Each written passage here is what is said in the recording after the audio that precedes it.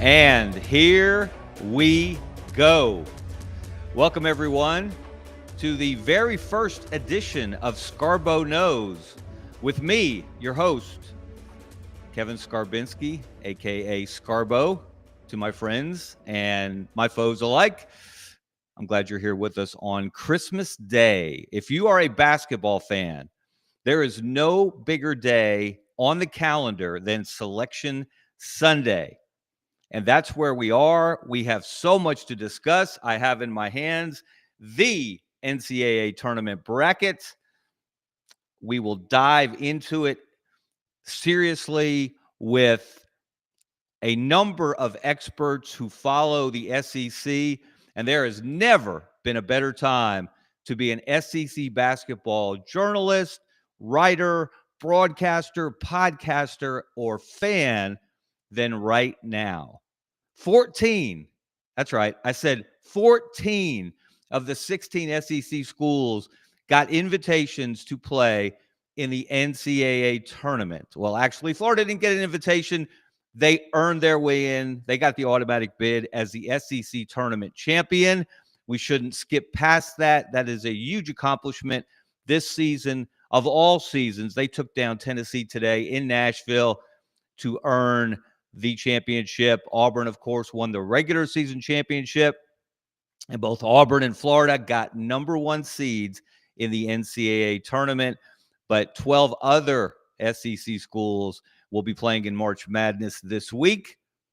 So let's go ahead and jump into the conversation. And by the way, as I said, this is the first edition of Scarbo Knows. We will be on weekly and perhaps more than that, but that's what we're going to start with. And I hope you'll come along for the ride. So first of all, let's say hello to a couple of gentlemen who are SEC experts, clearly. From SEC Sidelines, your host, Rob Browne. Rob, how are you doing tonight? This is awesome. I mean, Kevin, nobody's chronicled it better than you. And 14, it's Christmas on steroids. I love this. Absolutely.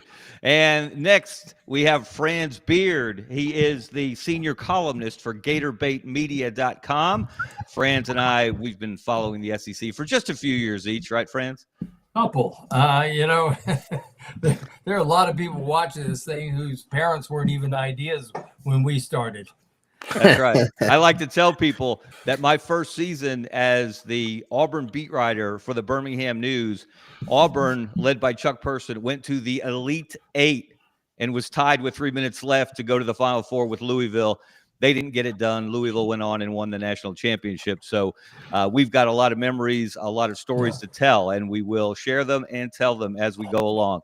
And we're also pleased to be joined by Lauren Meadows, another columnist from GatorBaitMedia.com, follows the Gators as well as anyone. Lauren, thank you for being with us.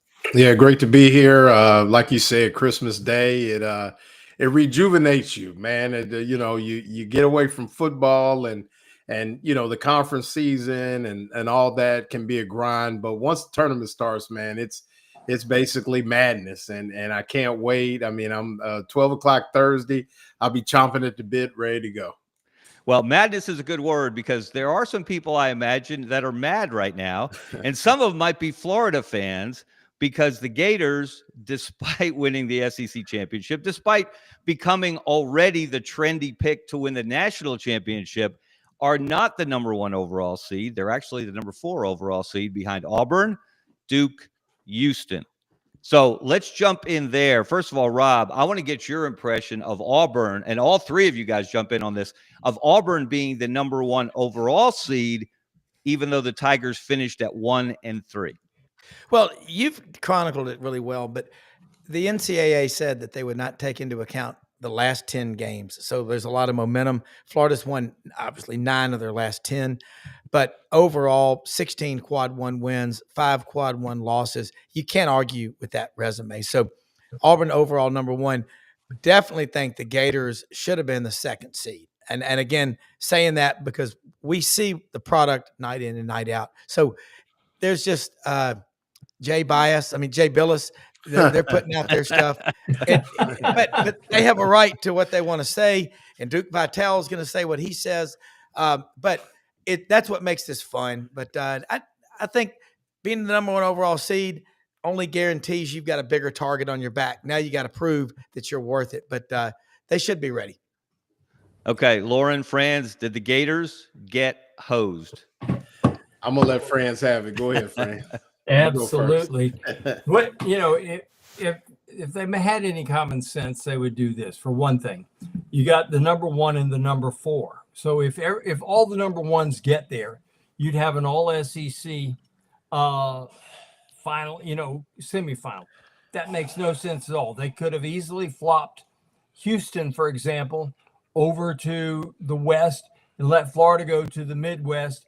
And that way you break it up. So you still may wind up with an all SEC championship, but you wouldn't wind up with 2 SEC teams on one side of the bracket and 2 non-SEC teams on the other. That makes no sense at all. And plus, let's face it, right now Florida's the best team in the country, and I'll go to my grave with that one. They're in a team in the country. If Florida comes in focused and ready to play, they're in a team in the country that Florida won't beat and probably won't beat soundly. They played better teams. The 2 teams they played in the semifinals and the finals of the SEC are probably the 2 best teams they're going to play. And how about if you look at the records of the top 4 teams in the SEC against each other? Auburn, Alabama, Tennessee, Florida. Florida's 5-1 against that group. And 4 of those wins were not in Gainesville, which makes it even more impressive.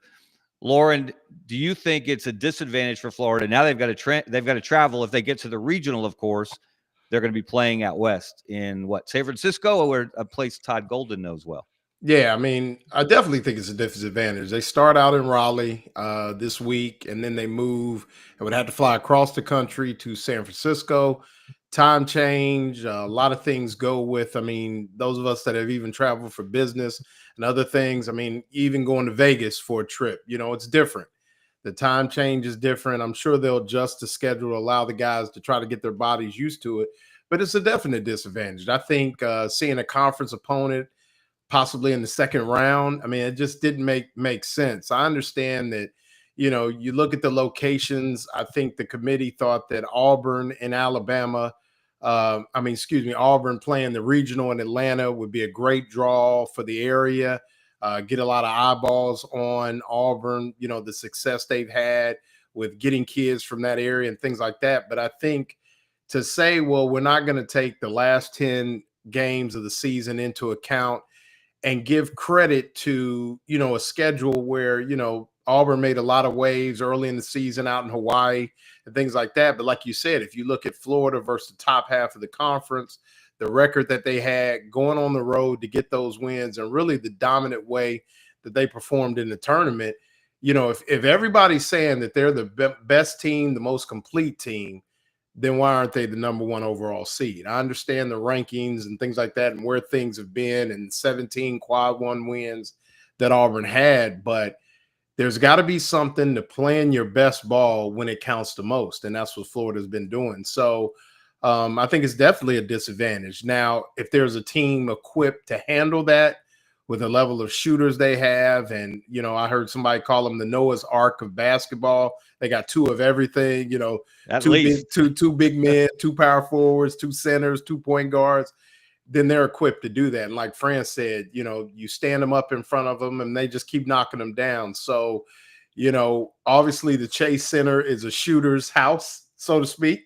So, that's the one good thing is the sidelines must be pretty good in the Chase Center.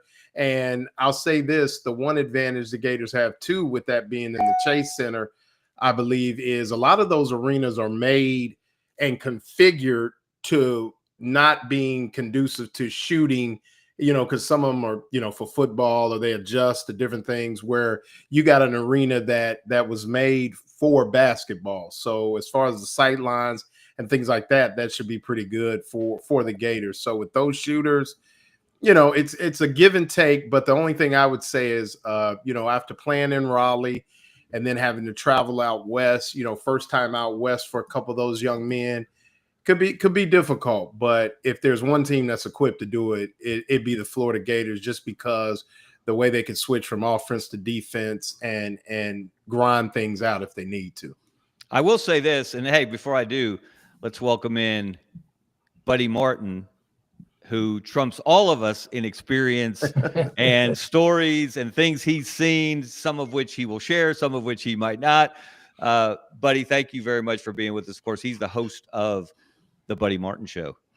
Well, thank Buddy, you. How thank are you? you? I'm doing good, Kevin. And I trumped you in years as well, quite a bit. So when you get the years on, I agree with most of what everybody said.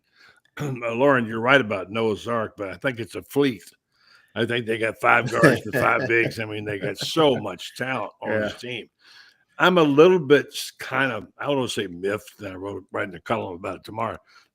Kevin, you know this, we were on a couple of shows together, and all the conversation was about Auburn and Alabama. And I said, whoa, hold on 1 second here. It's not the redoing of the Iron Bowl here. There's a team called the Florida Gators. People are just flatly overlooking. And I blame that on the pollsters early on. They just didn't give any credit. They had to work for every bit of credit. And I'm not a homer here. As I said in my column, I've been criticized for being too tough on Florida teams and too easy on Florida teams, whatever. I don't really care. I think Ray Charles could have seen his team was going to be great way back when. They just looked so terrific. You can go through all the litany of things people have said, their length, their speed, their work ethic, their height, their shooting. I mean, they just got everything, and they do have a fleet of arcs. As a matter of fact, I love watching them play. And I want to say, Kevin, you predicted in Twitter, more brackets will have Florida winning the NCAA than Auburn or Alabama. And I say, like Lauren said, if they were the best team, why weren't they the number 1 seed? Well, I think I can answer that because we had 2 members of the selection committee, Greg Byrne, the Alabama athletic director, and Martin Newton, who is the Samford athletic director. They spoke to us at the Birmingham Tip-Off Club a few weeks ago, and I will give them credit. They said the entire season matters. What happens in November and December matters. And I think the fact that Florida's non-conference strength of schedule was in the 200s, I think that hurt them in terms of competition for the number 1 overall seed. And some of that was not their fault. You play teams like North Carolina, you expect them to be a lot better than they are. And I think a lot of people were surprised to see North Carolina on the bracket in a play-in game. And the only reason they got there is because UAB came up short in the American Athletic Conference championship game against Memphis. UAB would have gotten that bid, and North Carolina would have been out. But I think those overall metrics, I think that non-conference strength of schedule is one thing that worked against Florida in getting the 1 overall bid. And let me say this, guys. The reason the number 1 overall bid matters is that's the only team that is guaranteed to go where it wants to go. You know, the committee asks everyone, they ask all of the potential 1 seeds to give their preference on a site, but only 1 team is guaranteed to get their preference. And obviously, Florida, if it had a choice, would want to play in Atlanta in the regional. So would Auburn. And if Auburn gets there, there are going to be an awful lot of members of the jungle there, Rob, as you know. But so that's the value, the real value of the number 1 overall seed. And let me say this, guys, also, I'm going to puff out my chest a little bit for the basketball state of Alabama. This is the 2nd time in 3 years that a team from the state has been the number 1 overall seed. 2 years ago, it was Alabama. This year, it's Auburn. That's pretty special stuff. Wouldn't you say so, Rob Browne? No, I mean, it absolutely is. And for 8 straight years, you've had you've had 8 straight years now. Either Auburn or Alabama has won the regular season SEC championship or the conference tournament title. So that's a powerful statement. And you saw when Duke and North Carolina played the weekend of March 8th, the last weekend, ESPN Game Day was in North Carolina. And the fact that UNC stands for, in this tournament, you have no chance. That's what it stands for. And they got that because of their name. You can't give someone a bid based on what they've done historically, but that is how this stuff happens. But I think for as far as what Andy Kennedy has done at UAB, at Troy, they've got a bid top to bottom. At one time, I think you had 7 or 8 of the 10 Division I basketball schools in Alabama had won 20 games or more this season. And you chronicling that is a big damn deal. And look at Florida. Look at the relationship with Todd Golden and Bruce Pearl. It's a very small circle that these champions emanate from. Hey guys, how about this bracket in Florida's region? You've got, first of all, Kansas and Arkansas playing in the first round. Bill Self, of course, we know what he's done in his career. We know what John Calipari's done in his career. And they were assistants for Larry Browne at Kansas. Excellent reference there, friends. And though they're playing each other, and then the other half of that quartet, St. John's with Rick Pitino, who I swear is a vampire. I think he's 438 years old. Maybe the best coach ever. Yeah. And now it's Todd Golden's turn, maybe, to show that he is one of those elite coaches if he can get through that region and get to the Final Four. All right, guys, what are the odds?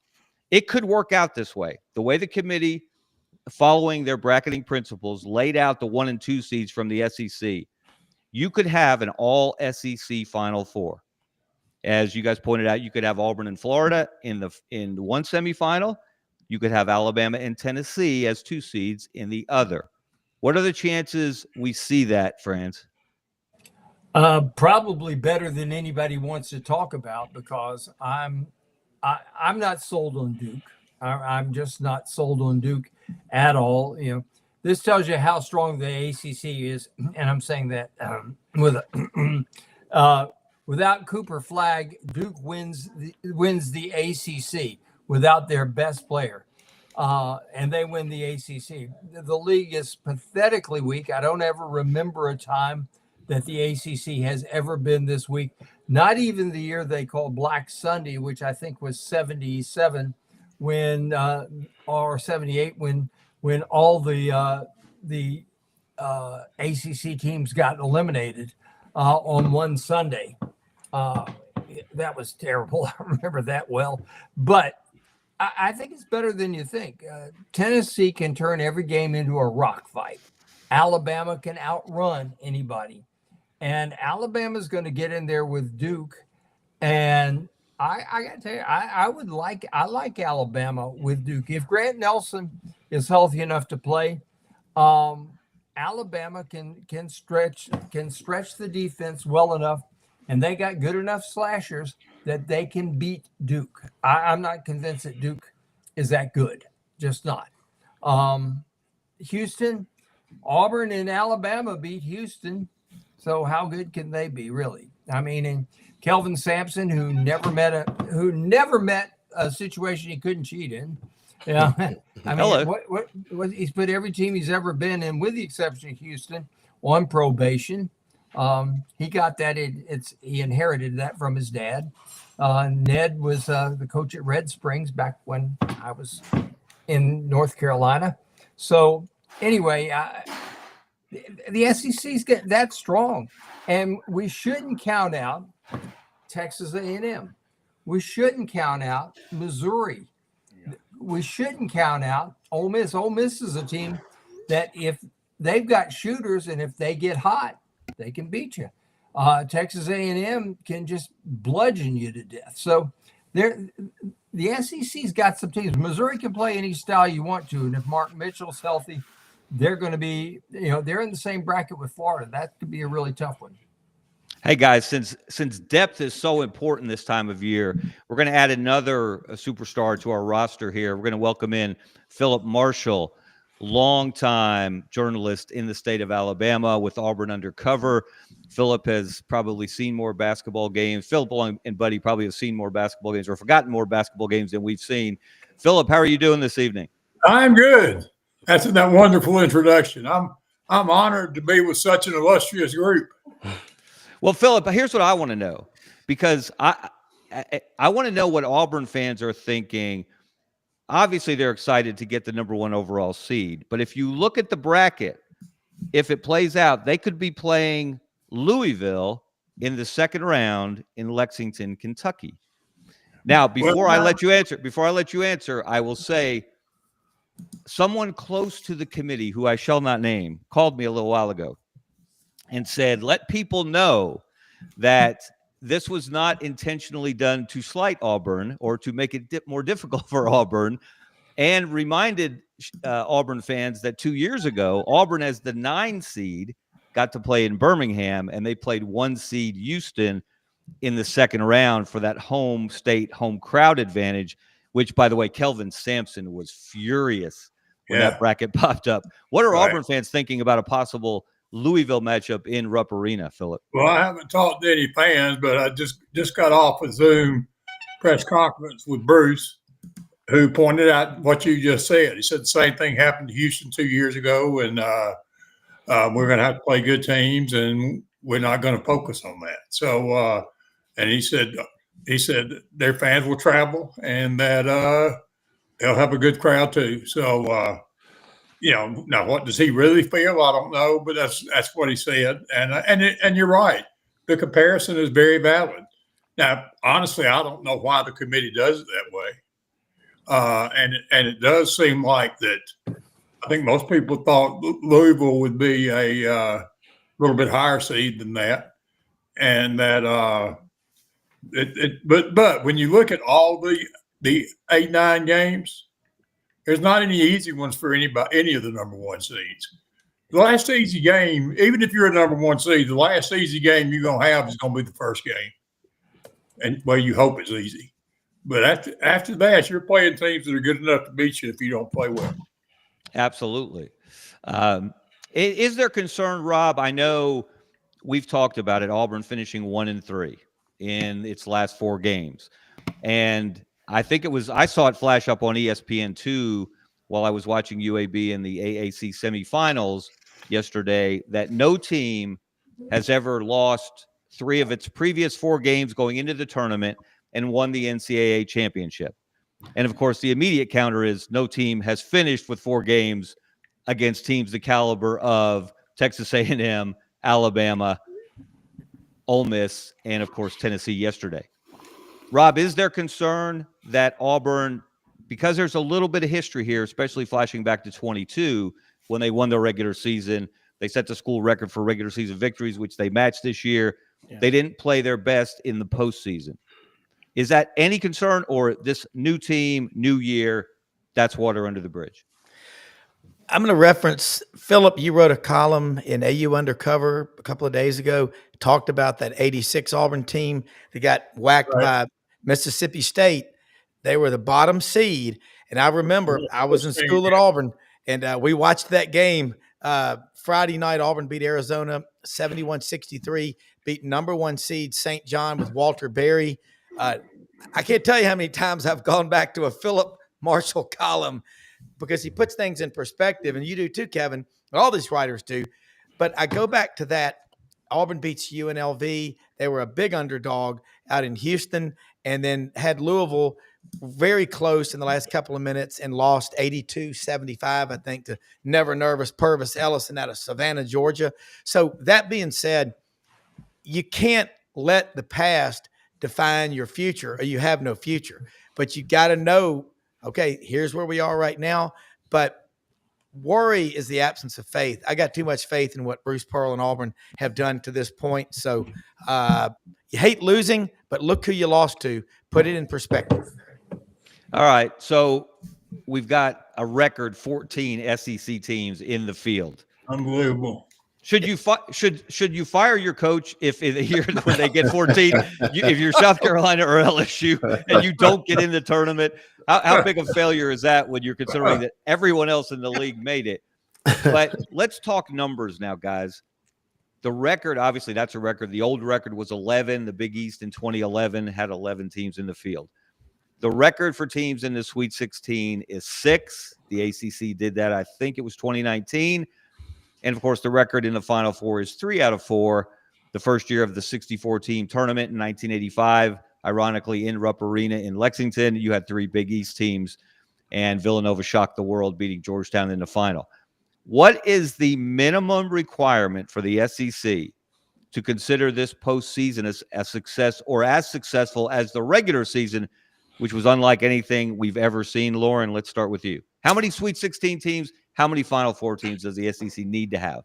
I would say, I wouldn't say that they're going to get 11. I'm going to say 9 of the 14. So 9 of the 14 would be successful, and 2 of the 4 Final Four teams, which I think I agree with France. They're very capable of getting all 4, but I would say 2 of the 4. So I would say 9 of the 14, which would be a little bit over half, 50% of the teams, and then 2 of the 4. I mean, there's some good basketball teams out here in the era of the transfer portal and those things. I mean, the parity is so amazing. And Franz has noted on a number of different times, you got to play your best 6 games of basketball to win it all. So I would say 9 of the 14, and I look for the SEC to get 2 of the 4 to San Antonio.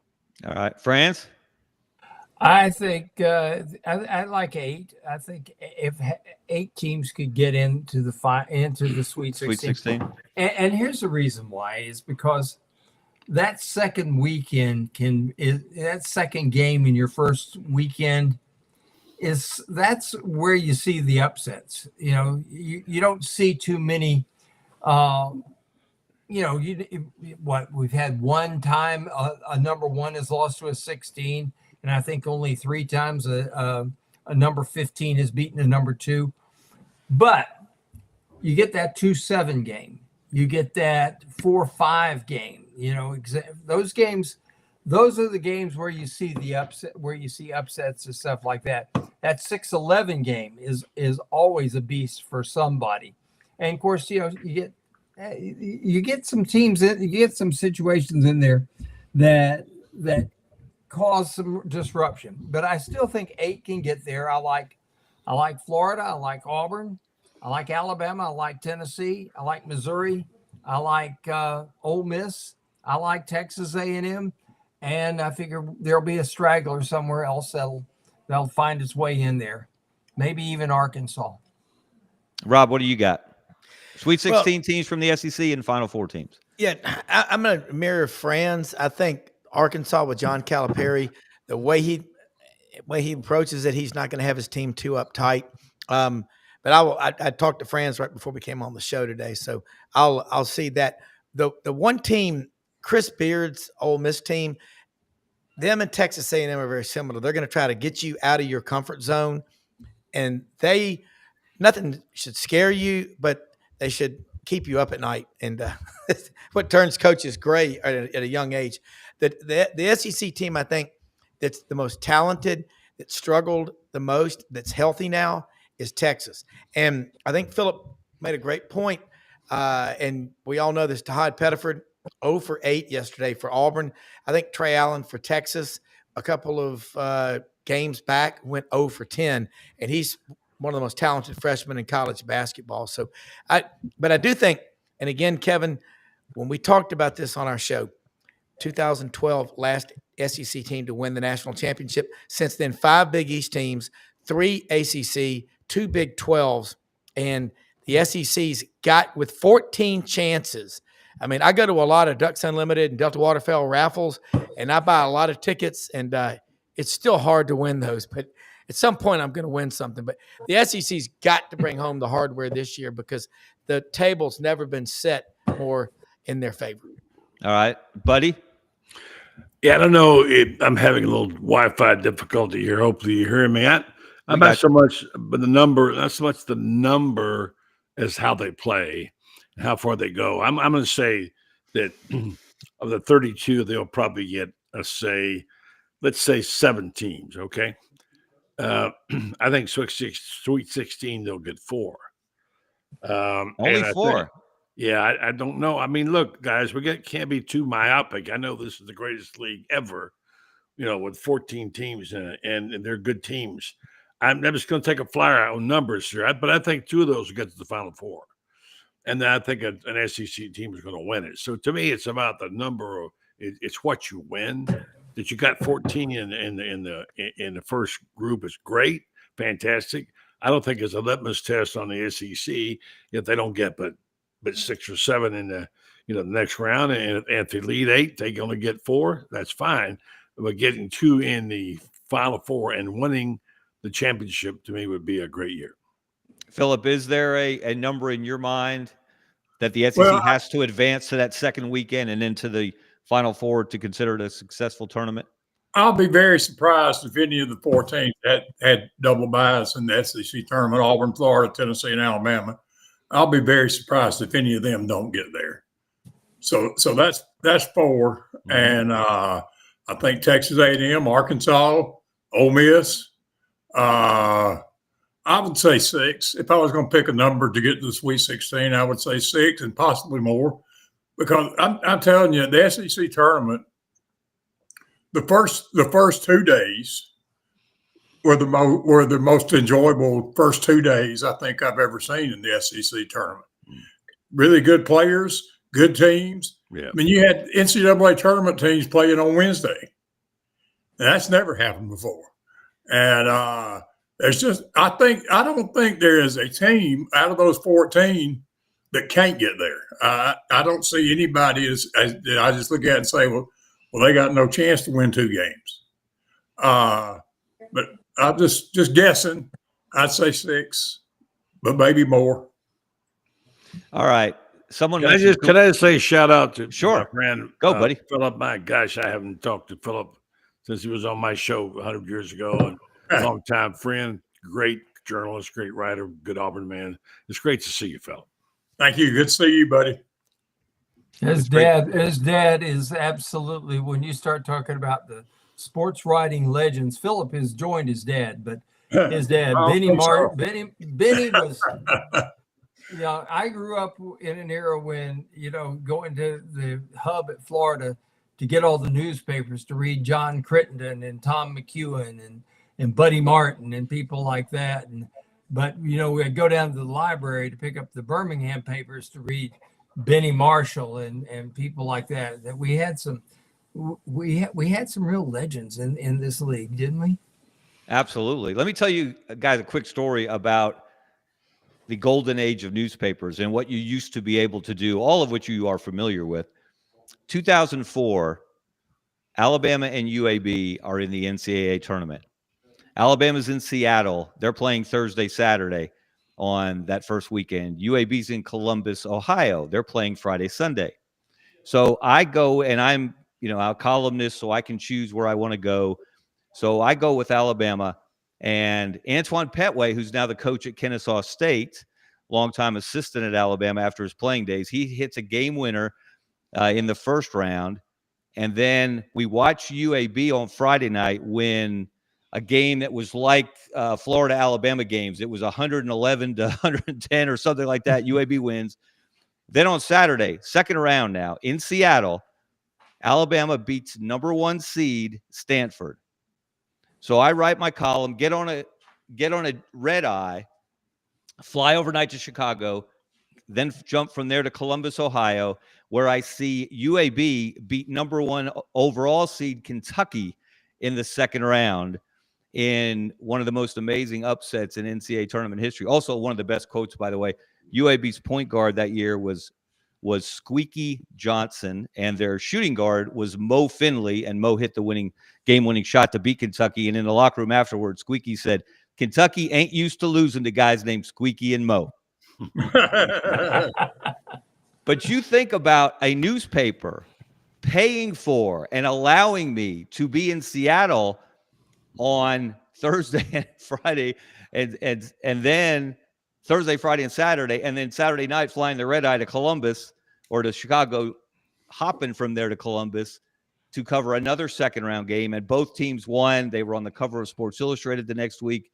Might have been the greatest NCAA tournament weekend in state history until Auburn got to the Final Four, and then Alabama followed suit. So those were the good old days, guys, when newspapers would let you do things like that and would pay for it. Sadly, those days are behind us. Go, Philip. Alabama one year played. This is when I was at the Montgomery Advertiser.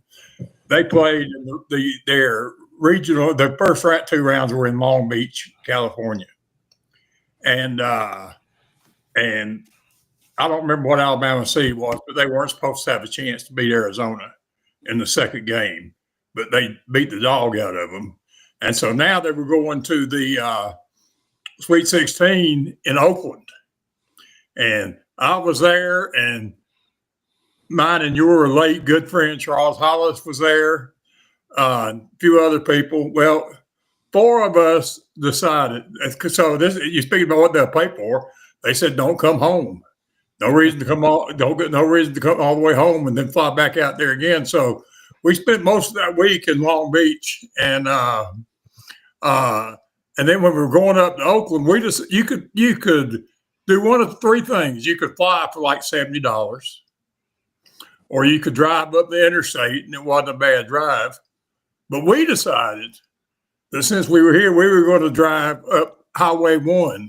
Big sir. You didn't let Charles Hollis drive, did you? to Oakland. It is the longest day I have ever spent in my life. And it was all these curvy roads. And our friend Hollis didn't want to take the cruise control off. We were like, whoa, all the way up there. That was they played Loyola Marymount, and the same year that the kid died, Hank Gathers. Hank Gathers, 1990. Yeah. You know, Wimp Sanderson still kicks himself. He slowed the game down. Loyola was scoring well over 100 points a game, and he decided to slow it down. And they had a chance to win. They lost by what, a bucket? Rob Browne missed the layup. I don't remember if it would have given them the lead or tied it, but right at the end of the game. Yeah, they kept it in the 60s. Wimp still kicks himself about that decision. He said, I should have just played. I should have just run with them. I don't know. Hey guys, after my senior year in high school, I got to go out to San Francisco. It was the summer of love. And I went over to Berkeley, and they had all these guys in tie-dye shirts demonstrating. In 2000, I made a trip out to San Francisco again and went to Berkeley. And I swear, this is the same guys out there demonstrating. Their tie-dyed shirts were all faded and everything like this. And if the Gators get to San Francisco, I got to tell you, I'm going to rent a car. I'm going to Berkeley and find out how many of those guys are still demonstrating something on the street corner. Because be better off going to some of the great restaurants. Yeah, they're demonstrating being in the ACC. That's what they're doing now. Well, these guys are the same age. They were the same age I was in 1969. They're the same age I am now. So some of them still are probably alive and still demonstrating something. Great food in San Francisco. Where have we gotten? Yes. We got teams on the West Coast that are in the Atlantic Coast. That just really Cal and Stanford are playing in the ACC tournament. What's wrong with this picture? Right. Yeah. And that's why. Don't start, Philip. You get me geographical dyslexia when you start doing that.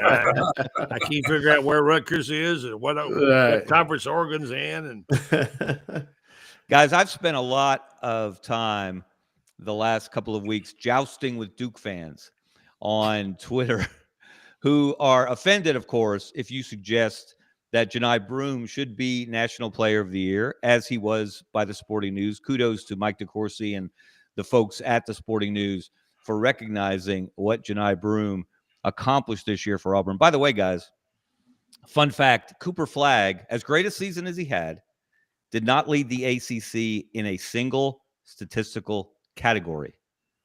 Johni Broome led the SEC in 5. And Johni Broome was in the top 5 in 3 other categories, including, which blows my mind, assist-to-turnover ratio as a low-post scorer. Meanwhile, Cooper Flagg was in the top 5 in the ACC in only 3 categories. So Johni Broome was playing in the toughest SEC ever. Cooper Flagg playing in maybe the weakest ACC ever. So just some of the reasons why I think Johni Broome deserves every Player of the Year award there is to come.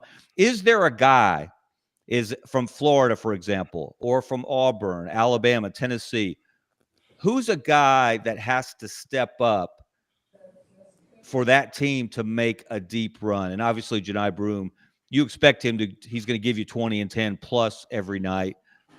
But who, Rob, pick a team from the SEC who you think has to step up for that team to really make a run at the Final Four? You're on mute, Rob. Walter Clayton Jr. for Florida definitely is. He is I mean, he played with Patino. There's a chance he can get to play, him again. That definitely has to happen. But Florida's different than any other team in the SEC. They got 5 big guys, 25 big fouls, but those guys aren't just big guys. They can run up and down the court. For Auburn, and I'll make it a combination. It's so important. Denver, Pettiford, it's Denver Jones and Tahad Pettiford. You can't go 0 for 8 like you did yesterday. And look, that's going to happen. The grind takes its toll on freshmen. And for Texas to do anything, they got to have Trey Allen, but he's got to have a supporting cast. Trey Johnson. Trey Johnson. Yeah, Trey Johnson. But Coach John Brady's on our show usually on Wednesdays. And our intern, Oakley McFerrin, a few weeks ago said, I've got Mark Sears in my top 5. And Coach Brady said, I think he's a hell of a player, but I want to see him do more away from the basketball. And if you look, Mark Sears needs to play more defense. You got to make things happen when you don't have the ball. So, yeah, you've got to have – there's no more mulligans now. So I mentioned those players offhand.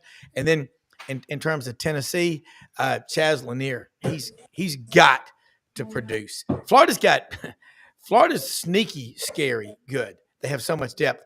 Tennessee also, they're going to try to slow it down. And Texas A&M, just their style of play is hard to deal with. So there'll be a problem for anybody if they're clicking, but they ain't clicking right now. Yeah. You think Auburn didn't notice that they might play Texas A&M in the Sweet 16 in that bracket?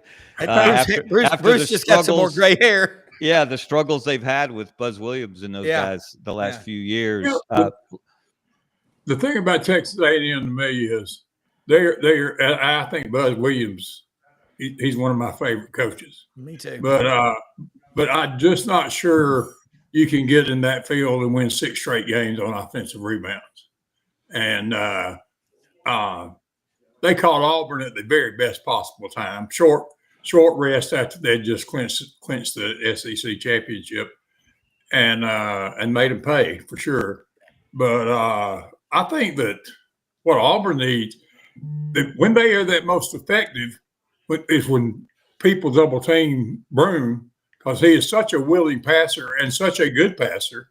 And he throws it out and people hit 3-pointers. Well, last night they didn't hit those 3-pointers. And it wasn't just Pettiford. Denver Jones hit one early. He didn't hit another one. Denver Jones is a really, really important player for Auburn because he's such a great defensive player. And but the one thing I would say about Auburn, and this didn't just start to me in the last couple of weeks. Sometimes Miles Kelly, like at Kentucky, it's like he can't miss. I mean, he just throws it up there and it goes in. But then sometimes he misses open shots. I think they need to be a little more consistent on 3-point shots. That's such a big part of the game now when they've got open shots. Lauren, is there a guy? I'm sorry, Philip. Go ahead and finish your thought.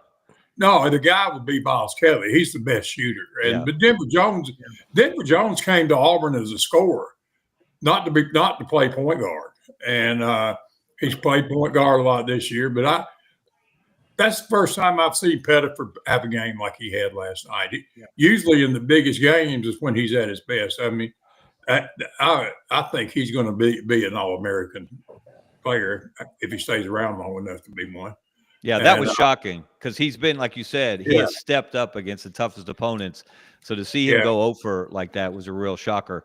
Yeah, and Janai Browne has actually improved as a free throw shooter too. And again, until last night, it can be so random. I mean, Tennessee made 92% of their free throws last night. That's not something they've done normally. Yeah. They don't do that night in and night out. No, that's the randomness of the game of basketball. And because that's not something anybody can control. If you're Auburn, you can't stop them from making free throws. And you can't, if you're Tennessee, you can't make Janai Browne miss free throws. But he did. But I thought that Auburn fans you spoke about earlier they're wringing their hands a little too much. I mean, I thought the Alabama game in Auburn was one of the best basketball games I've ever watched, and Auburn certainly had their chances to win it, and they didn't. And Alabama made a great shot to win it. But as I told people, I said, if he hadn't made that shot, or if Janai Broome had made that shot at the end of regulation, Auburn would still be the same team today that it is. And so I don't, the 3 out of 4 thing is interesting, but heck, I could also say that Auburn can't win it, and Alabama can't win it, and Tennessee can't win it because they've never won it.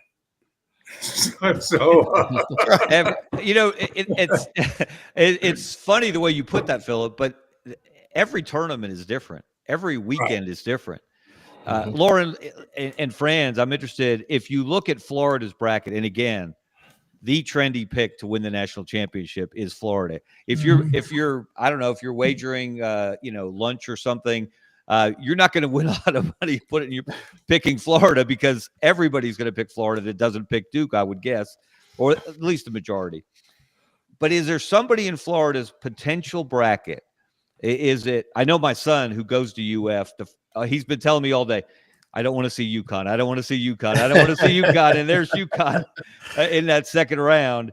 Of course, I saw somebody on CBS pick Oklahoma to beat UConn. I'm not sure I would go with that. But is there a team, Lauren, that scares you? That scares you in Florida's bracket? Yeah, it's UConn. And just because I'm a big believer in, you don't know what you don't know. And what they've got sitting in front of them is an opportunity to repeat, be a 3-time champion. Franz could check me on, was the last time UCLA. I mean, you talk about somebody where they won more than 2 in a row. UCLA is the only team that's ever done it. So there you go. So, I mean, with that, which that's what I thought. So with that said, I mean, they're a team that, is very confident, coached really well. The scout is going to be unbelievable. They're going to know what's happening. Now, what Florida has is, in these moments, they have a guy like Elijah Martin, who has been a member of a Final Four team, has been through this ride. And if Florida can get past UConn, then I think he will be more important as a steady hand, as opposed to, I mean, he's going to play well. He's going to play. I mean, he's a great athlete, big, strong, long arms. That's going to be there. But his leadership through these rounds where things can get a little tight, being somebody that none of the other guys have been there before, can lean on as someone who has been there. I've done this. This is what we did. This is how we acted. This is the approach we need to take. Yeah. I think it's going to be very important for that team. And then that's where, UConn, could be one. Obviously Kansas with their roster, down the road, obviously probably underachieved according to Kansas standard. And if you look at that roster top to bottom, but those would be the two for me. But I think a guy like Elijah Martin for Florida is going to be key. I mean, I think I've said all year, he's the glue. He's the one that has really come, and, you had all those pieces, but he's been able to really take on the challenge of basically guarding 1 through 4 at times, being able to switch on anything. And I think Elijah Martin is going to be huge there. You guys talked about Chaz Lanier. I agree totally. For Tennessee to really take that next step and really make a run at this thing, Chaz Lanier has to be, at the center of the Tennessee attack, and has got to shoot. I mean, even in the game against Florida, there were some opportunities to make some open shots that could have kept Tennessee in the game, and he just didn't knock them down. And then for Auburn, and I'll throw this out there, and I'm a big Bruce Pearl guy, but Chad Baker-Mazara, you're 25 years old. Act like it. Okay. Everybody knows what I'm talking about. No. So 25 wait, years old. Lauren defended him the other night when I was saying that. No, I didn't say that. I said yes, that you did. I did defend him. Yeah. I said that it was I said Bruce Pearl was probably shocked at the way he behaved, but I also said he whines a lot. Stop whining and play basketball. Here's my take. I want to hear from you guys also. I think since he got that flagrant 2 against Alabama, which I thought was justified, that he has not been the same player. I think he's been a little tentative. I think he hasn't played with the same joy, because that guy's always smiling. Even in adversity, he seems like he has a smile on his face. but I don't think he was the same in Nashville. And I think it's really important for him to get that back, to get that spirit, that energy, that he brings so many things to that team when he's playing basketball. Rob, Philip, do you think that? Do you think he lost? Has he reined himself in? Has he put a governor on himself since that flagrant 2? I don't think so. And he didn't play great in Nashville. You're right, but I think talking to him for the first time since the Alabama game after the Ole Miss game, he said that the people are trying to get under his skin, trying to goad him into doing something. He said I heard an opposing coach, he wouldn't say who it was, saying hit him. And but I will say this, and it doesn't make it okay, but the same guy he hit in the back of the head elbowed him right in the gut a few minutes before that, and nothing was called. All right, let's not be shy. Chris Youngblood from Alabama, who plays with an edge himself. Right. I'm be not honest. saying that made it okay, because it's stupid if for no other reason because it cost your team. Yeah. But I do believe in some cases. I mean, he got called for a technical foul for staring at the Florida bench. I've never heard of that. And I just don't. I think that you're the official, you're the adult. You don't need to be saying I'm watching that guy. Just call what you see. Yeah. And I'm not. I've long said this. I think there needs to be exact rules on what's a technical foul, not what irritates one official. It doesn't irritate another official. That bothers me, and I don't know why. If I'm running by a coach and he's cussing and yelling and screaming, I don't know why. If I'm an official, he can't come out there and bother me. So why do I care? It's not an exact parallel, but in college football, everybody says, what is taunting? In college basketball, it is what is targeting, I should say. In basketball, the equivalent, the similar is what is taunting. Right. Is it doing the Crimson Crane as Grant Nelson did after that dunk in the IBOB on the last Saturday of the regular season? Is it, it's depends on the official. And if it's Pat Adams, we're going to get 12 reviews of that and everything else that happens. All right, guys. Zone. Let's get down to it, because everybody has to do this. I think it's a law. I don't know if it's a state law or a federal thing, but I think it's a law that everybody who knows anything about college basketball has to pick a Final Four. Oh man! Right after. I know. I see you cringing, buddy. Nah, I'm not ready to do that. But everybody does it. Look, we're not going to hold you to it. There are no penalties for being incorrect. And let me just add, 1997, Franz, you mentioned 1997. If you guys remember, South Carolina had a great team that year. They won the SEC regular season under Eddie Fogler, led by a great backcourt with B.J. Mackey. And me, in my infinite wisdom, picked South Carolina to win the national championship. And they were a 2 seed, and in their first game went out and lost to number 15, Coppin State. So we all have memories of brackets that went wrong, spectacularly so, very quickly. So I know you guys haven't had time to study this. I haven't had time to study this. But just give me a gut instinct. Let me say something. For a Final Four. Go ahead. Let me give you this. We are partnering up with a group called Ernie's. They're now issuing a challenge to all the people in Auburn and in Florida. What they do is they want you to go onto their website. I think, Brandon, I've got it right, Ernie's.com. And they're a group somewhere up north, and they're challenging people to jump into their brackets. They are our official brackets now on our shows. And because the winner of this thing gets $5,000, but besides that, they're issuing challenges to schools. Whoever gets the championship gets to keep the Ernie's trophy at the bar of their choice for a year. Like in Florida, it would be probably Steve Spurrier's Gridiron Grill. We want to issue a challenge to Auburn fans to go on. It doesn't cost you a thing.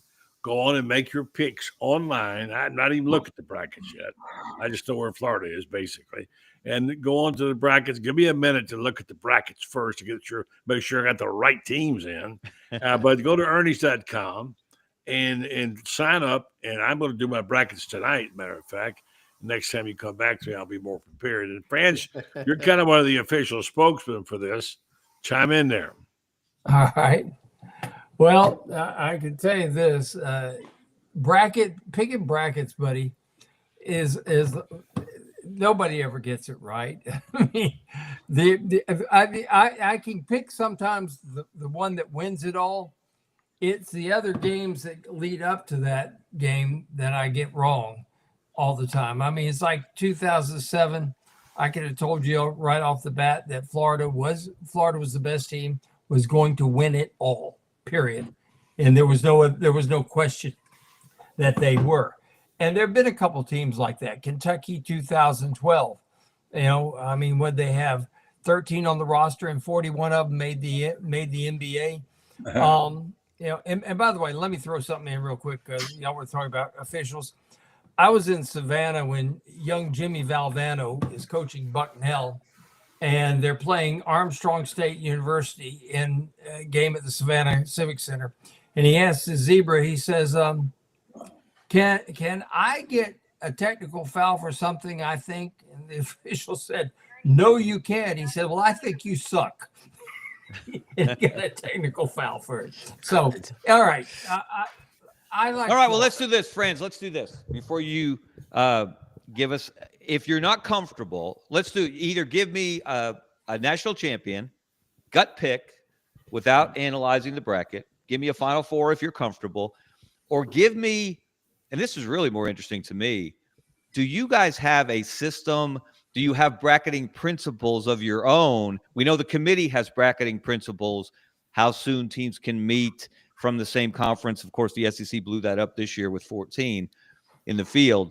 But are there things that, like, if you see a team, you immediately eliminate that team, or you will never pick a certain coach because he blew up your bracket 10 or 20 years ago? So let's start with you, Franz. I'll never pick Georgia, period. Is there a reason for that? Yeah, they're Georgia. I mean, I would pick Al Qaeda against them, you know. Oh, hello.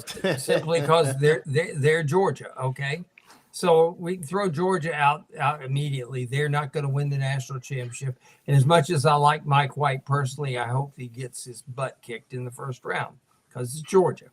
I like Florida to win it. There are certain teams that have no chance. You know, the MEAC team, the SWAC team, they're not going to get there. Hey, now don't you talk bad about those Alabama State Hornets. Now I will tell you. Tony Madlock, former Auburn assistant under Tony Barbee, is the head coach at Alabama State, and they're going dancing for the first time. Good job. 2011, and Tony's a good guy. If there's a Cinderella to be had in this, look out for McNeese State and Will Wade, who is coaching for his next job and is going to get one because everything he did to put LSU on probation and get himself fired is now perfectly legal. He was just ahead of his time. That's all. It's kind of like Charlie Pell. You know, Charlie was just 40 years ahead of his time. That's all there is to it. But wait a minute, Franz. But it hasn't Will Wade, or at least the reports are, he's already talked to NC State. Does he have his mind on other business rather than coaching his team in this tournament? Trust me, he's got Texas, he's got North Carolina State looking at him, he's got Iowa looking at him. He's got at least 4 teams that I know of that are looking for him. And by the way, Texas, I don't know if they're going to fire Rodney Terry or not, but if they can make a deal with Billy Donovan, Rodney Terry will be gone. And that's a fact. I think half the teams in America would take that deal if they could get Billy Donovan. Well, that's out there. But I like Florida. I don't, Duke's going to make it, but they're going to get wiped out because they got an easy bracket. They really do. I like Tennessee coming out of the Midwest. I think Alabama can beat Duke, but I don't know that the Zebras will let them do it. And I mean that. And anybody who thinks that the Zebras don't influence things, go to something called ref metrics and take a look at things. For example, Joe Lindsay called the game today, which is why I think both teams shot a combined 809 free throws, and a 2-hour game lasted what, till 6 o'clock almost. Depending on the officials you get, that is going to determine who gets out of certain brackets and everything like that. I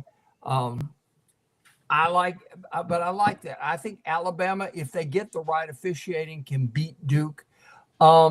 I don't think there's anybody in Auburn's bracket that can beat them, quite frankly. I mean, talk about dialing up an easy bracket. Auburn dialed up an easy one compared to some of the other ones. You look at what Florida's got to go through down there. Florida will get there, but Florida's got the toughest road to go. Auburn has the easiest. Duke has the second easiest. And then Florida and Houston have the toughest ways to get there. All right, Lauren, give it to me. Auburn, Florida, Alabama beats Duke. I think Grant Nelson is Cooper Flag kryptonite. And we get who did I have? Tennessee or Houston? I have Clemson.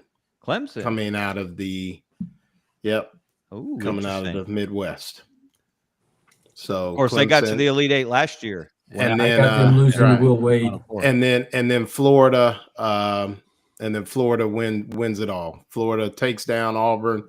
Again, it's just a bad matchup for Auburn. I think Florida either beats Clemson or Alabama in the final.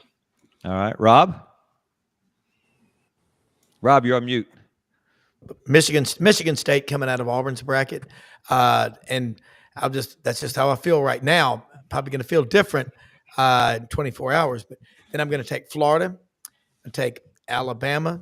I'm going to take Houston. That's my final four, and I've got Florida playing Houston for the championship, and Florida wins it all. I think they're playing better than anybody. And I want to go back to what Philip said about Chad Baker-Mazara. Doug Dean pointed out brilliantly on our show last week, don't fall for the narrative. Bench Chad Baker-Mazara, get rid of him. He's a bad guy. It's very similar to 2010, Auburn running for the national championship. Nick Fairley's a bad guy. I'm sorry, Aaron Murray. When you're quarterback and you play in the SEC, you're going to get hit by some full-grown men, as Coach Dye would say. Get over yourself. So Chad Baker-Mazara, I think what's happened, be yourself, Chad. Just be yourself. And I think he's scared right now of making a mistake. A guy always parks my car at Jordan-Hare Stadium, always says, scared man, they never want to fight. Just be Chad, but put the team first. That's all I can say, because he's really, really good. But Philip, Rob, you may not agree. Rob, I'm going to hit you. I'm going to hit you with a flagrant one for bringing football into the conversation on Selection Sunday. Yeah, I know but these two schools right here. Let me say one thing, and I know this because I looked back at years ago at the play-by-play of every game of that season. Yeah. Nick Fairley was called for two personal fouls in the entire 2010 season. But Chad, I don't think Chad's scared. I don't think he's scared at all. I think I think, and Bruce touched on this after the game. I think, and he said something about it today too. He said we felt like we had an advantage inside in both of the last two games, but sometimes it seems like they've gotten so focused on throwing it into to Browne, and then when you have a game like last night when he throws it out, nobody's making shots, and but I don't believe Chad Baker-Mazara is. That's just not who he is. Now you talk about a guy his teammates love him. Chris Moore said he's the best human being he's ever known. Yeah. I mean, he is really a good guy, but he is a explosive guy in more ways than one on the basketball court. And but I don't believe he's scared. I really don't. I hope. Is it my turn for the Final Four yet? Yes. It's your Well, turn. I'm a little. I don't know about picking the Final Four because I think this. I think that Florida right now is the most complete team in the country, in that they've got gigantic guys inside who are also athletic. They've got great guards. They don't. There's not there. If you want to go out there and run. But when they beat Auburn in Auburn, Clayton went crazy in the first half, but they ran him off 3-point line in the second half, and he only scored 3 points, but they dunked it all night long. And that's the thing. Whatever you do against them, even if you're successful doing it, they've got an answer to do something else. And Todd Golden, and I've known Todd since he was an assistant early on with Bruce Pearl. And he is a wicked smart guy. He is an extraordinarily smart guy. And he even tried to teach Bruce Pearl all about analytics when he was at Auburn. I don't know if he was successful or not, but he tried. But I think Florida, I would definitely, if I had to pick a national champion today, it would be Florida. The rest of the Final Four, I think Auburn will get there. I think they're going to just the way they played all season long, I think Auburn will get there. I'm not sure about Alabama because 110 points to Missouri, 104 points against Florida, 90-plus points, I think 5 other times. I just don't know that they can score with anybody now, but they can't. I just don't know that you can outscore everybody. And but they're certainly talented enough to do it. Duke, I think Cooper Flagg is probably the most entertaining and explosive player in the country. And Jani Broome is different, but as you talked about earlier, the level of competition is the same. I think Duke will have a real shot if he's 100% healthy, which I question whether he will be. I heard, not from anybody, I don't know anybody at Duke, but I heard it was a high ankle sprain, and if it is, then that's trouble. Yep, that's trouble. And even still, it's taken Broome weeks and weeks to get over a sprained ankle and get back to 100%. But if I had to pick a Final Four, I would pick Auburn. I would pick Houston, Florida, Auburn, Houston, Florida, and I guess Duke. If he's healthy, if he's not, I'm not even sure who else is in the bracket. I know Alabama is, but Alabama's the 2, Wisconsin's the 3, Arizona's the 4 in that bracket. I sure don't see Wisconsin, Arizona getting there. I'll say Alabama. All right, buddy. Auburn, Alabama. Yeah, let me jump in. This season for Auburn and Alabama to both get to the Final Four in the same season they played when they were 1 and 2 in the polls. Philip, don't get ahead of me. Philip, don't get ahead of me. I'm going to get the last word here, and I'm going to wrap it up. And I think you know where I'm going. Go ahead, buddy. All right. So let me say first of all, Will Wade's been coaching for his job for 30 years. Friends, nothing new about that. He's a good coach. I like Philip's picks. Actually, I finally settled on 4 teams, and those are the 4. I finally figured in my mind the brackets: Auburn, Florida, Duke, Houston, probably, and I think Florida will win it all. And here's what I want to tell you about Florida: is that their depth is phenomenal, and this is when it starts showing up right now. These teams are tired, beaten up. Look at Alabama, look at Auburn today, and they've got guys who haven't played even. Sam Alexis coming off the bench, you haven't even seen him. The first time he comes off the bench and knocks down 3, you say, where'd that guy come from? They got him everywhere. They're 10, 11, 12 deep, and this depth's going to show up now. And I've been saying all along, Florida has not played their best basketball. And I've also been saying that the 3 blind mice on the committee haven't been paying attention. And you even said to me, Kevin, when I said something on the show, one of the shows you were on, says Buddy's right about Florida being overlooked. I'm not trying to play the homer card. It's just, I mean, I can see what's in front of me, and I'd like to say what I see. Apparently, they don't see, and that is this team is loaded. They're playing their best basketball and may yet play better basketball. So I like Florida's chances a lot, but then again, what's the old Valvano line? Survive in advance. You only got to lose one game and you're out. So they have gone to sleep a couple of times, namely Georgia, got behind by 26 and went ahead and then came back and lost it. So unless they have a brain fart and mess up, this team is really good. And as I said today, I told somebody, this is not only the best basketball team in Florida, and I think they are better than the 04s because they're deeper, whatever. Although friends will argue with me about that.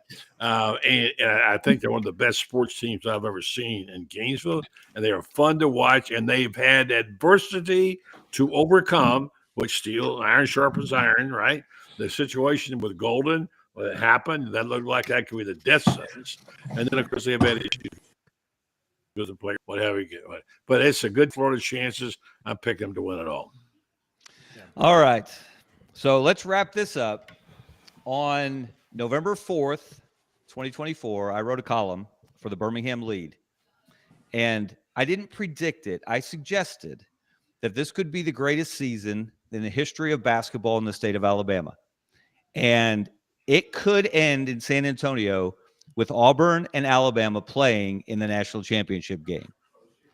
Now, there have been some twists and turns, but as Philip, you pointed out, we've already had the first 1-versus-2 game, not just in the Iron Bowl of basketball history, but in SEC history between number 1 Auburn and number 2 Alabama. We have Auburn winning, of course, the regular season, Florida winning the tournament. So I'm going to predict, even though Tennessee has never been to the Final Four, I'm going to predict 4 SEC teams in the Final Four: Florida, Auburn, Alabama, and Tennessee, in a different order than we saw on Final Four Saturday in Nashville. And I'm going to predict that the ultimate IBOB, the Iron Bowl of basketball, is going to take place in San Antonio, home of the Alamo, Alabama versus Auburn in the national championship game. And Auburn takes its first national championship in basketball. There'll be some fans exploding if that happens. Kevin. If it happens, you heard it here first. If it doesn't happen, you don't know me. You never heard me. I know nothing, Sergeant Schultz. If it doesn't happen, we could just claim you stayed on the 10th floor at the Emily Morgan, and left with your eyes like that. Everybody else does who stays at that hotel. Hey guys, I can't thank you enough. My first venture into hosting a podcast. I'm excited going forward. Scarbo knows will continue. We're going to start out weekly. Hope everyone will join us. For Lauren Meadows from Gator Bait Media, Franz Beard from Gator Bait Media, Buddy Martin from Gator Bait Media, Philip Marshall from Auburn Undercover, Rob Browne from SEC Sidelines. Guys, thank you so much for being here on Selection Sunday. I hope everyone's picks come true, unless they conflict with mine. And I hope you guys have a great evening. And we'll see you again on the road Ernie, get your to the brackets, Final Four. Get your brackets at Ernie's and come on, Florida versus Auburn. Let's go. We'll see how it turns out. Thanks, guys. Have a great night. Thank you guys. Enjoyed it. Thank you, Brendan Norton, our executive. See this without him. Good night, everybody. Good night.